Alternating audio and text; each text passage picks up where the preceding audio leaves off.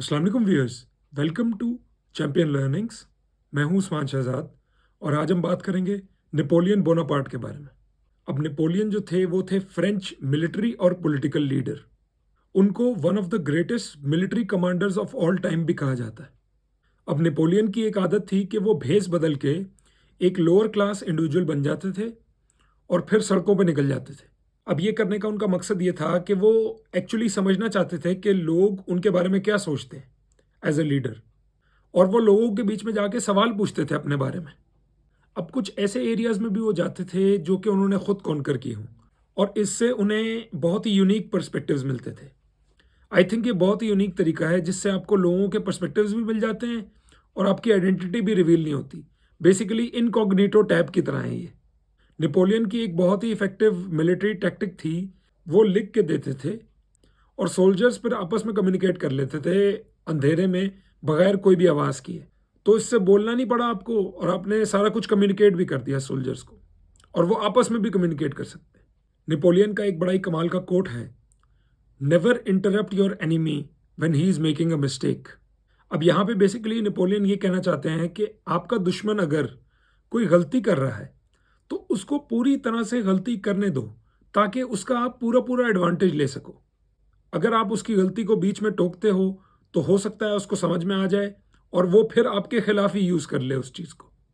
जैसे अगर आपको मैं चेस की एग्जांपल दूं, तो आपका जो कॉम्पिटिटर है, जो आपके खिलाफ खेल रहा है, अगर वो कोई गलती कर रहा है तो उसको पूरी तरह गलती करने दो और फिर उसको चारों तरफ से फंसाओ और चेकमेट कर दो।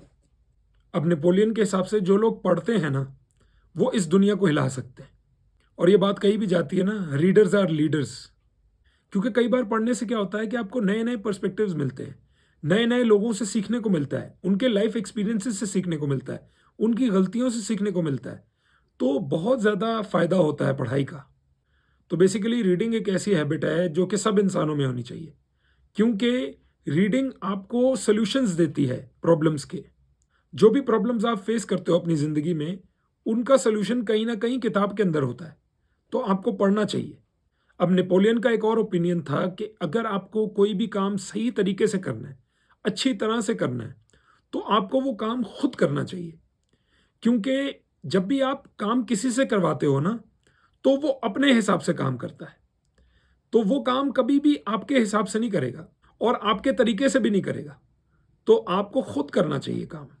जैसे फॉर एग्जांपल, अगर आप कोई बिजनेस स्टार्ट करना चाहते हो और आप कोई प्रोडक्ट बनाना चाहते हो, तो बजाय इसके कि आप किसी और से वो प्रोडक्ट बनवाओ, अगर आप खुद बनाओगे तो आप ज़्यादा इफेक्टिवली बनाओगे। अगर आप बिजनेस में कोई भी प्रॉब्लम सॉल्व कर रहे हो, तो वो प्रॉब्लम आपके अंदर से आई है, तो आप उसको ज़्यादा बेहतर तरीके से सॉल्व कर पाओगे, क्योंकि आप पैशनेट हो उस प्रॉब्लम को लेके। तभी आपने वो आइडिया सोचा और उस आइडिया को यूज़ करके आप एक बिजनेस खड़ा करना चाहते हो। तो आप खुद करो, क्योंकि आप उस प्रोसेस में बहुत ज़्यादा सीखोगे। एक नेपोलियन का बहुत ही अच्छा कोट है, the world suffers not because of the violence of bad people, but because of the silence of good people. अब इसका मतलब बेसिकली ये है कि जो भी क्रिमिनल्स होते हैं, उनके बुरा करने से सोसाइटी खराब नहीं होती। सोसाइटी खराब होती है एक केपेबल बंदे के कुछ ना करने से। क्योंकि मेरे हिसाब से दो अप्रोचेज हो सकती हैं। या तो आप बुराई को बिल्कुल ख़त्म कर दो, जो कि नेक्स्ट टू इम्पॉसिबल है करना, या फिर दूसरी अप्रोच ये है कि आप अच्छाई को बढ़ा दो। ये आसान अप्रोच भी है और ये किया भी जा सकता है।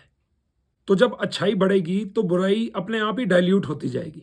जैसे फॉर एग्जांपल, आपने बहुत ही बड़ा पानी का कंटेनर लिया और आपने उसको थोड़ा सा फिल कर दिया, तो उस पानी के अंदर अगर आपने थोड़ी सी इंक डाली तो क्या होगा, वो पानी हल्का सा ब्लू हो जाएगा। लेकिन अगर आप उस पानी के ऊपर और पानी डालते जाओ डालते जाओ डालते जाओ, तो आहिस्ता आहिस्ता उसका कलर दोबारा वाइट होना शुरू हो जाएगा। तो यही अच्छाई और बुराई के साथ भी होता है।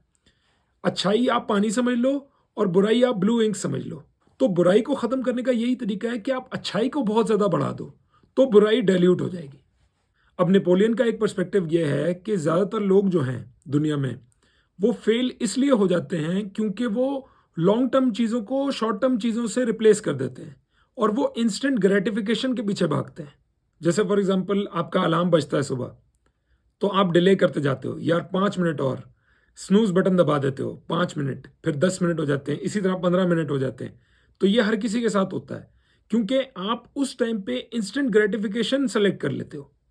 जो भी काम आपको करना है उसके लिए तो आपको उठना पड़ेगा। और ये कहा भी जाता है ना, या तो ख्वाब देख लो या फिर उठ के काम कर लो और ख्वाबों को सच कर लो। तो डिसीजन आपका है कि आप क्या करना चाहते हो। शॉर्ट टर्म में तो सोना ही आपको प्लेजर देगा, लेकिन अगर उठ गए तो लॉन्ग टर्म गोल्स को अचीव करने का चांस है। एक और कोट है नेपोलियन का जो बहुत ही फेमस है, courage isn't having the strength to go on, it is going on when you don't have strength. इसका लिटरली मतलब यह है कि बहादुरी जो है ना, वो ये नहीं है कि आप में ताकत है और आप चल रहे हो आगे।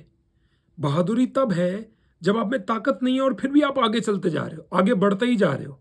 जैसे अगर आपको मैं वॉर्स की एग्जांपल दूं, तो वॉर ने एक टाइम पे एंड होना है। अब आप में स्ट्रेंथ है लड़ने की या नहीं है, इससे वॉर को कोई नहीं फर्क नहीं पड़ता और ओपोनेंट को भी कोई फर्क नहीं पड़ता, वो तो लड़ते रहेंगे। तो आपको तब भी लड़ना होगा जब आप में बिल्कुल भी ताकत नहीं बची है, तभी आपका चांस है उस वॉर को जीतने का। अब नेपोलियन के हिसाब से जो क्लेवर बंदा होगा ना, वो हर चीज़ से सीखने की कोशिश करेगा और हर चीज़ से बेनिफिट निकालने की कोशिश करेगा, और उसके सामने छोटी से छोटी अपॉर्चुनिटी भी आएगी तो उस पर कैपिटलाइज करेगा पूरी तरह से। लेकिन जो बंदा एक्चुअल में क्लेवर नहीं है, वो मिस आउट करेगा एक अपॉर्चुनिटी को, इग्नोर करेगा और उससे सब कुछ छिन जाएगा। जैसे फॉर एग्जांपल दो एक्टर्स हैं। अब एक एक्टर क्या करता है, वो सारे ऑडिशंस पे जाता है, उसको छोटे रोल्स भी मिलते हैं, कैरेक्टर रोल्स भी मिलते हैं, वो भी कर लेता है। मतलब हर अपॉर्चुनिटी को वो कैपिटलाइज कर रहा है। तो हो सकता है आगे जाके उसको लीड रोल भी मिल जाए। लेकिन जो दूसरा एक्टर है, वो अपॉर्चुनिटीज मिस करता जा रहा है ऑडिशंस की, और वो इस उम्मीद में है कि मुझे जब लीड रोल मिलेगा तो ही मैं काम करूंगा। तो हो सकता है उसका 10 साल तक कुछ ना हो, बल्कि कुछ टाइम बाद क्या होगा, उसको ये भी अपॉर्चुनिटीज मिलनी बंद हो जाएंगी, क्योंकि वो लोग कहेंगे ये तो आता ही नहीं है, जब भी बुलाओ छोटे रोल्स के भी बुलाओ ये आता ही नहीं है, तो ठीक है हम बुलाते ही नहीं इसको। एक नेपोलियन का और पर्सपेक्टिव है रिगार्डिंग वॉर, कि जब भी आप किसी वॉर में लड़ते हो ना, और आप एक एनिमी से बहुत ज़्यादा लड़ लेते हो, तो आप अपनी सारी टैक्टिक्स रिवील कर देते हो उसके आगे। तो वो आपको नहीं करना है, किसी एनिमी से बहुत ज़्यादा नहीं लड़ना है आपको।